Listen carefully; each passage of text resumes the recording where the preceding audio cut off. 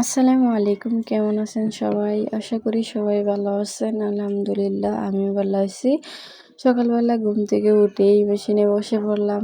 কয়েকদিন মেশিনে না বসার কারণে সেলাইগুলো একদমই নষ্ট হয়ে গেছে। আর আমি বারবার ট্রাই করতেছি সুই সুতা খুলে তারপরে একটু তেলও দিয়ে দিলাম, কিন্তু কোনো মতেই ঠিক হচ্ছিল না। তারপর সব কিছু খুলে নতুনভাবে আবার সেট করলাম। এখন আলহামদুলিল্লাহ ঠিক হয়ে গেছে আর সেলাইগুলো সুন্দর আসছে। আসলে সম্পর্ক কিংবা জিনিসপত্র যে কোনো কিছুকে আপনি যত গুরুত্ব দিবেন, যত যত্ন নিবেন ততই ভালো থাকে। আমাদের এই মেশিনটার বয়স প্রায় 10 থেকে 12 বছর হয়ে গেছে। এটা এতদিন টিকে আছে একমাত্র আমাদের যত্নের কারণে।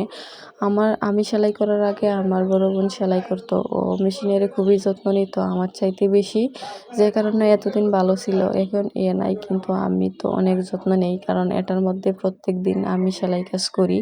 আমাদের সব জামা কাপড় এটার মধ্যে বানানো হয়। আর অনেক তো আমার কাপড় বানাইছি। আজকে বসে পড়লাম আমার ছোট বোনের কাপড়গুলো নিয়ে, আজকে ওর কাপড়গুলো সেলাই করে দিব।